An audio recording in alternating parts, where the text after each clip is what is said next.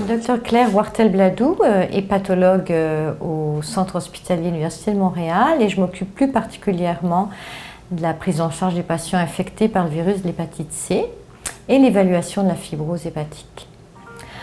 Alors, quand une personne est infectée par le virus de l'hépatite C, c'est essentiel d'évaluer le stade de fibrose hépatique. Il y a 10 à 40% des personnes en l'absence de traitement qui risquent d'évoluer vers une cirrhose du foie. Alors c'est important de savoir où en est le patient. Est-ce que la fibrose hépatique est légère, modérée, sévère ou est-ce qu'on est au stade de cirrhose? Parce que ça va impliquer une prise en charge différente si le patient est cirrhotique et parce que c'est aussi ça qui va conditionner l'urgence à instaurer un traitement antiviral. Et c'est important de pouvoir dépister les sujets qui sont parvenus au stade de cirrhose parce qu'on peut tout à fait ne présenter aucun symptôme et c'est l'évaluation de l'hépatite C qui va permettre le dépistage de la cirrhose. Alors comment ça marche le FibroScan? Dans la petite sonde, en appuyant sur le bouton, on émet une vibration mécanique qui va traverser le foie et on mesure la vitesse de propagation de cette vibration. Plus le foie est dur, plus ça va vite, plus l'élasticité est élevée. Voilà, on va procéder au FibroScan. Alors c'est un examen qui dure 5 minutes, qui est complètement indolore. Vous allez mettre la main derrière la tête, comme à la plage, bien détendue. On va soulever ici la chemise. Voilà, et puis donc on va procéder à l'examen ici. Ce que vous allez ressentir, c'est quelque chose un peu comme ça.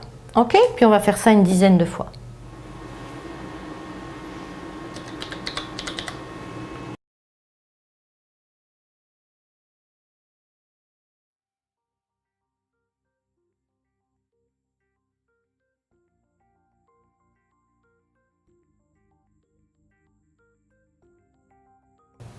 Alors, une fois que le FibroScan est fait, on a deux choses à faire. Il faut, un, s'assurer qu'il est valide, puis deux, l'interpréter. Alors, les critères de validité, c'est simple, il y en a 3. Il faut qu'il y ait un taux de réussite des mesures qu'on a prises d'au moins 60%. Il faut que ces mesures soient assez proches les unes des autres, donc l'intervalle de confiance sur la médiane doit être de moins 30%. Et puis il faut qu'on ait à peu près 10 mesures valides.